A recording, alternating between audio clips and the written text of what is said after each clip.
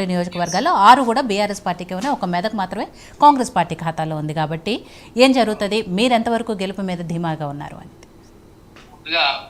ఈరోజు yo-yo channel ద్వారా live లో పార్టిసిపేట్ చేస్తున్న పెద్దలందరికీ నమస్కారం. అదేవిధంగా ప్రత్యేకంగా యోయో ఛానల్లో నన్ను కూడా ఈరోజు భాగస్వామిగా నన్ను తీసుకున్న యోయో ఛానల్ ప్రత్యేక కృతజ్ఞతలు తెలియజేస్తా ఉన్నా. ముఖ్యంగా పెద్దలు ఇప్పుడు మాట్లాడుతూ ఉన్నారు, బీజేపీ గారు నందారెడ్డి గారు అనుకుంటా, అదేవిధంగా అదేవిధంగా కాంగ్రెస్ ద్వారా పెద్దలు మాట్లాడుతూ ఉంటే ఈరోజు వీళ్ళిద్దరు స్పష్టంగా మాటలలో కనబడతా ఉన్నారు. ఇద్దరు కలిపి ఈరోజు ఒకటై ఈరోజు ఈ తెలంగాణను ఆగం చేయడానికి వచ్చినట్టు కనబడతా ఉన్నది. ముఖ్యంగా ఇంకొక విషయానికి వస్తే బీజేపీ రఘునందన్ రావు గారి గురించి పెద్దలు నందారెడ్డి గారు చెప్పారు. అసలు రఘునందన్ రావు గారు చాలా గొప్పమైన వ్యక్తి, రఘునందన్ రావు గారు ఉద్యమకారులు, రఘునందన్ రావు లాంటి ఒక మేధాశక్తి కలిగిన వాళ్ళు ఎవరు ఈ రాష్ట్రంలో లేనంటే మాట్లాడారు. కానీ ఈ దుబ్బాక బిడ్డగా, నేను కూడా ఈ దుబ్బాక ప్రాంతానికి సంబంధించినటువంటి బిడ్డగా యోజన విభాగంలో కీలకంగా పనిచేసిన రఘునందన్ రావు గారు నేను కలిసి పనిచేసినటువంటి రోజులు చాలా ఉన్నాయి. అది ఎప్పుడు టిఆర్ఎస్ పార్టీలో. మరి వాస్తవానికి రఘునందన్ రావు గారి పరిస్థితి ఏందో ఈ బిడ్డలో పుట్టిన బిడ్డగానే అసలు మీ అందరికి తెలియని విషయాలు చెప్తా.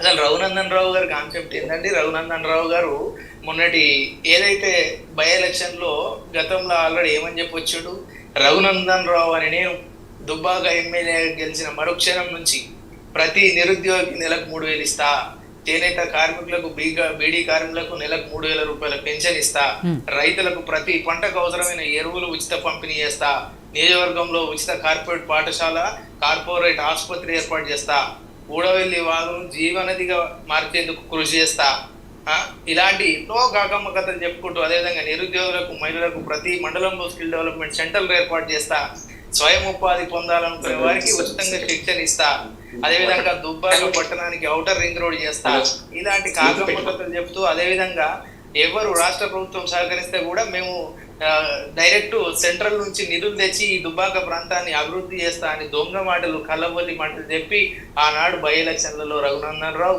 కేవలం యువతను దగ్గర పెట్టుకొని ఆనాడు గెలిచినటువంటి సందర్భం రఘునందన్ రావుది. రఘునందన్ రావు గారు వాస్తవ పరిస్థితి ఏందో నాకు తెలుసు.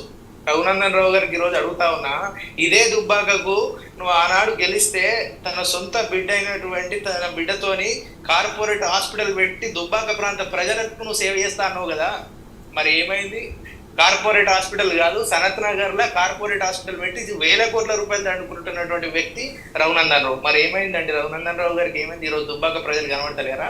రబ్బర్ చెప్పులు, జీన్ పాయింట్లతోని మా పార్టీని ఓడిపిస్తా అని చెప్పినాము ఆనాడు. గంతే. ఎందుకంటే మొన్నటి ప్రభాకర్ రెడ్డి గారి ఎలక్షన్లలో కూడా ఇదే మహేష్ రెడ్డి కీలకంగా పనిచేస్తుండు, ప్రతి ఒక్కరిని గాలం వేసుకున్నాడు రఘునందన్ రావు అలవాటు. ఎందుకంటే పైసలతో లొంగ తీసుకుందామనే అలవాటు రఘునందన్ రావు గారు. మేము కీలకంగా పనిచేస్తున్న తరంలో నాకే వాళ్ళ సొంత బ్రదర్ మాధవ్ అనేది శ్రీధర్ రావు అనే వ్యక్తి ద్వారా నాకు ఫోన్ చేసి నన్ను కొనుగోలు చేద్దామని ప్లాన్ చేశాడు. అదే చెప్పిన నేను ఆ రోజు మొన్నటి కేపీఆర్ గారికి కత్తిపోటుకు గురైన తర్వాత నేను ఒక సవాల్ విసిరినా, ఏ గ్రామానికి ఏ గ్రామ యువకులే ఆ గ్రామానికి కేపీఆర్లు కావాలి, ఖచ్చితంగా ఇటువంటి నాయకుడిని ఓడగొట్టి తీరుతామని చెప్పి అన్నాడు. నేను ఫస్ట్ ఆ కాజాన్ని విడుదల చేసింది నేను. రబ్బర్ చెప్పులు, జీన్ పాయింట్లు అని మాట్లాడిండు కదా, అదే రబ్బర్ చెప్పులు, జీన్ పాయింట్లతో ఆ యువకులతో ఖచ్చితంగా ఈసారి రఘునందన్ రావు ఓడగొడుతున్నామని చెప్పేసి ఛాలెంజ్ తీసుకొని మరి మా దుబ్బాక నియోజకవర్గం నుంచి ప్రతి యువకుడు భుజాన్ని వేసుకొని మా కేపీఆర్ గారిని గొప్ప మెజారిటీ ఇచ్చి గెలిపించడం జరిగింది. అసలు రఘునందన్ రావు గారి చరిత్ర ఏంటండి? రఘునందన్ రావు గారు ఉద్యమంలో చేసిరు అని చెప్పారు. కేసీఆర్ గారు ఏదో రేపు పొద్దున కేసీఆర్ గారికి డీట్ అయిన వస్తాడు అంటే కాంపిటేటివ్ వస్తాడని పెద్దలు ఇందాక మాట్లాడారు. కేసీఆర్ గారికి కాంపిటేటివ్ వచ్చేంత శక్తి అండి రఘునందన్ రావు గారికి? రఘునందన్ రావు ఏంటంటే మాటలు మాట్లాడతారు అంతే, కానీ దుబ్బాక నియోజకవర్గం విషయానికి వస్తే పని ఎంత చేసిండో వచ్చి చూస్తే తెలుస్తుంది గౌరవ పెద్దలకు. అంటే దీంట్లో నేను వాస్తవంగా రఘునందన్ రావు గారికి నాకు వ్యక్తిగతంగా ఏం లేదు, కానీ ఉన్న వాస్తవం ఏంటంటే నువ్వు ఒక సందర్భంలో ప్రాంత ప్రజలు, ఇక్కడి వాసులు నీకు అవకాశం ఇచ్చినప్పుడు ఈ ప్రజల రుణం తీసుకోవడం కోసం నువ్వు పనిచేయాలా. ఒక మార్పు రఘునందన్ రావు అంటే ఒక ఎమ్మెల్యే, ఆ ఎమ్మెల్యే ప్రజల కోసం ఏమైనా చేస్తాడు, ఎక్కడి వరకు వస్తాడు అనేది ఉంది. కానీ గవ్వ పని ఆందోళన అసలు గవ్వ పని చేసినటువంటి దాఖలాలు లేవు. ఇంకో విషయానికి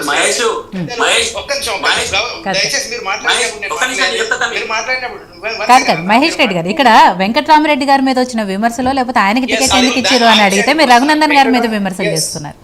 వెంకట్రామరెడ్డి గారి విషయానికి వస్తే అవునండి, వెంకటరామరెడ్డి గారు గతంలో ఎమ్మెల్సీ, అంతకుముందు ఆల్రెడీ సిద్దిపేట కలెక్టర్ గా పనిచేసిండు. అంతకుముందు సంగారెడ్డి జాయింట్ కలెక్టర్, ఓకే, దాని తర్వాత కలెక్టర్ సిద్దిపేట కలెక్టర్ నుండి ఆ రోజు పెద్దలు ఏం మాట్లాడుతున్నారు, తన కాళ్ళు ఒక గౌరవప్రదమైనటువంటి స్థాయిలో ఉండి కాళ్ళు మొక్కడం కరెక్ట్ కాదు అని చెప్పేసి ఆల్రెడీ పెద్దలు మాట్లాడుతున్నారు. అవును, అదే రోజు తన క్లారిటీ కూడా ఇచ్చాడు.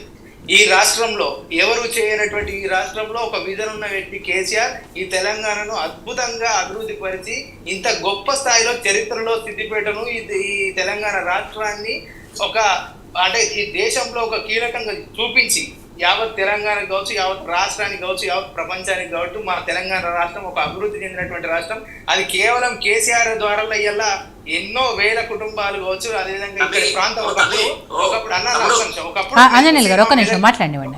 ఒకప్పుడు మెతుకుసీమ మెదక్ అని పిలుచుకున్నాం మనం మన ప్రాంతాన్ని. ఈ మెదక్ ప్రాంతంలో అత్యధికంగా వెనుకబడినటువంటి ప్రాంతం మెదక్. ఈ రోజు నాట్ ఓన్లీ మెదక్, ఈ రోజు తెలంగాణలో ఏడ చూసినటువంటి ఎక్కడికి చూసినా కేసీఆర్ గారి పాలనలో ఎక్కడ చూసినా ధాన్యపు రాసులు, ఎక్కడ చూసినా రోడ్ల మీద ధాన్య రాసులతో కలకలలాడుతూ ఉంది తెలంగాణ. మరి కేసీఆర్ ఆఫ్టర్ తెలంగాణ అంటే తెలంగాణ గవర్నమెంట్ అంటే కేసీఆర్ గారి గవర్నమెంట్ పోయిన తర్వాత ఎందుకంటే ఇమీడియట్లీ మిషన్ భగీరథ నీళ్ళు ఎందుకు వస్తలేవు, సరిగా కరెంట్ ఎందుకు వస్తలేదు, అండ్ రైతు బంద్ ఎందుకు వస్తలేదు, రైతు బీమా ఎందుకు వస్తలేదు.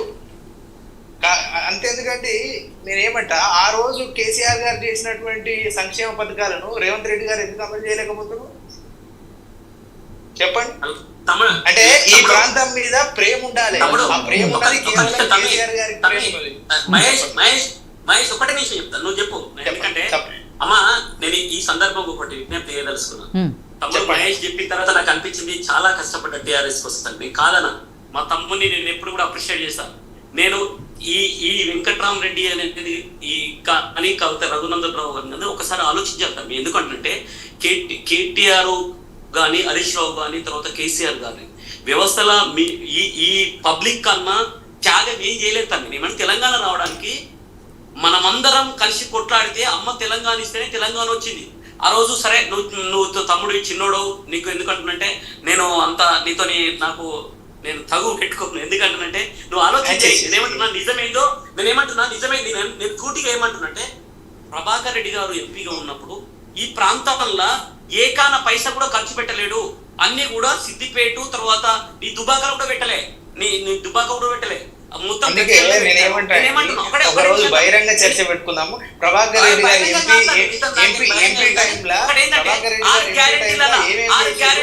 అన్ని కూడా కూచా తప్పకుండా చేసే ప్రభుత్వం కాంగ్రెస్ ప్రభుత్వం. ఎవరికైనా అవకాశం ఇస్తారు. ఆంజనేయులు గారు ఒక్క నిమిషం చెప్పండి మహేష్ గారు. ఇది పరిస్థితి అండి. ఎందుకంటే వీళ్ళకి చాతగాని ప్రభుత్వం ఈ రోజు కాంగ్రెస్ ప్రభుత్వం దాన్ని పట్టుకొని ఈ రోజు తెలంగాణ మహేష్ గారు ఒక్క నిమిషం బీజేపీ నందారెడ్డి గారు మాట్లాడుతున్నారు. తమ్ముడు ఏమంటుందంటే మహేష్ గారు వెంకటరామరెడ్డి గారు కలెక్టర్ గా మెదక్లో చేస్తే మెదకు ప్రాంత రైతుల యొక్క ఆర్థిక స్థితిగతులు మార్చేసిండు అని చెప్పేది నీ మాటకు అదే నేను చెప్పేది తమ్ముడు నా మాట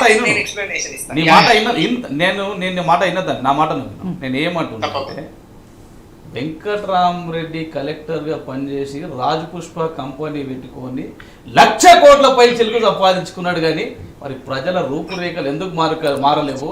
ప్రజలకు రావాల్సినటువంటి యొక్క దళిత బంధు అందరికీ ఎందుకు రాలేదు? రేషన్ కార్డులు కొత్త ఎందుకు రాలేవు? కొత్త పెన్షన్లు ఎందుకు రాలేవు? ఆయన కలెక్టర్ ఉన్నప్పుడు వాటికి సమాధానం చెప్పాలి. ఎలక్షన్లలో వెంకటరామరెడ్డి బాబుగా జాగిరా కలెక్టర్ గా ఉన్నప్పుడు నువ్వు అన్ని ఎందుకు సాల్వ్ చేయలేవు అంటున్నా నేను. కేసీఆర్ కాళ్ళు మొక్కడానికి కలెక్టర్ ఉద్యోగం తీసుకున్నావా? వెంకటరామరెడ్డి గారు సిద్దిపేట జిల్లా కలెక్టర్ వచ్చి ఉత్తరే కూర్చోలేదండి. ఏం చేసిందండి? 1,00,000 కోట్ల ఆస్తులు కూడా పెట్టిండండి. రాజపుష్ప కంపెనీ పెట్టి 1,00,000 కోట్ల ఆస్తులు కూడా కట్టిండు. తెలంగాణ ప్రాంతంలో ఉన్నటువంటి ఒక రైతుల భూములన్నీ గుంజుకున్నటువంటి ఒక వ్యక్తి వెంకటరామరెడ్డి కేవలం ప్రభుత్వం కోసమే, కేసీఆర్ కుటుంబం కోసమే, హరీష్ రావు కుటుంబం కోసమే కేటీఆర్ కోసమే, కవిత కోసమే పనిచేసిండు తప్ప ప్రజల కోసం పనిచేయాలన్నటువంటి ఒక విషయం ప్రజల స్పష్టత ఉన్నది. గతంలో ఎంత దప్పు కొట్టినా తమ్ముడు. ఇంకొకటి ఒక నిమిషం నందారెడ్డి గారు ఆయన కంప్లీట్ చేయండి. మహేష్ గారు మీరు కంప్లీట్ చేయండి. ఆంజనేయులు గారు ఒక్క నిమిషం మహేష్ గారిని కంప్లీట్ చేయండి, మాట్లాడండి. దయచేసి పెద్దలు మీరు మాట్లాడినప్పుడు నేను మాట్లాడలేదు. నేను అదే చెప్తా ఉన్నా. వెంకటరామరెడ్డి లాంటి నేను స్వయంగా చూసిన. ఆయన ఒక అధికారిగా ఏం చేసిండో చెప్తా. ఆ అధికారి చేసిండు టీఆర్ఎస్ వాళ్ళకు అదే చెప్తాను కదా, టీఆర్ఎస్ కార్యకర్తలకు టీఆర్ఎస్ నాయకులకు చేసినా నేను చెప్తున్నాను. తప్పేమున్నది? ఇప్పుడు ప్రజలకు చేసినా కూడా చెప్తాను. కార్యకర్తలకు నాయకులకు ఎట్లా ఆయన ఉన్నదే టీఆర్ఎస్ పార్టీ కోసమే కలెక్టర్ ఉన్నాడు ఆయన. చూసినటువంటి వ్యక్తి రాత్రి 1 గంట 2 అవుతున్నా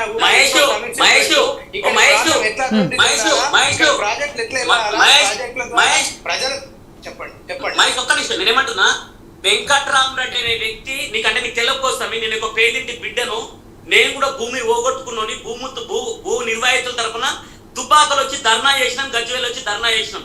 వెంకట్రామరెడ్డి అభివృద్ధి ఏంటంటే మల్లన్న సాగర్ కోసానికి వందలాది ఎకరాల భూమిని పేదలను నిర్బంధంగా కొట్టి జైలు కొట్టించిన చరిత్ర వెంకట్రామరెడ్డిది. వెంకట్రామరెడ్డి గారు కేవలం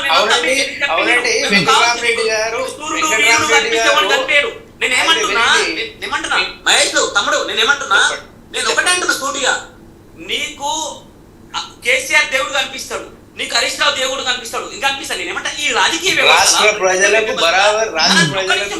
ఆంజనేయులు గారు ఆయన మాట్లాడినివ్వండి, మహేష్ గారిని మాట్లాడినివ్వండి. ఆంజనేయులు గారు ఆయన మాట్లాడినివ్వండి. మీరు కంటిన్యూగా ఆయన క్వశ్చన్ చేసుకుంటూ వెళ్తే ఆయన మాట్లాడినివ్వండి.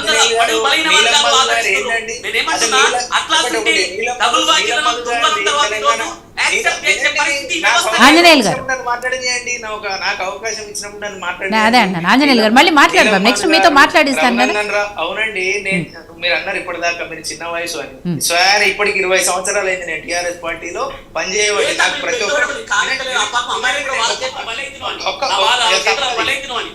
తప్పు అది బలి అని నువ్వు అనుకుంటున్నావు, కానీ గుండెల్లో అద్భుతమైనటువంటి స్ఫూర్తి నింపి మేము ఈ రోజు ఈ గులాబీ జెండాను మెడలో వేసుకొని ఎంతో గొప్పగా స్ఫూర్తి పొంది ఈ తెలంగాణ రాష్ట్రంలో, ఈ సిద్దిపేట గడ్డలో మేము తెలంగాణ రాష్ట్రం కోసం కొట్లాడిన మాకు అవకాశం కల్పించింది ఈ గులాబీ జెండే. ఆంజనేయులు గారు ఒక్క నిమిషం ప్లీజ్.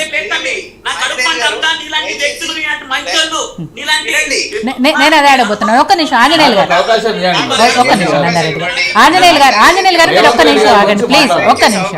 రైట్ మహేష్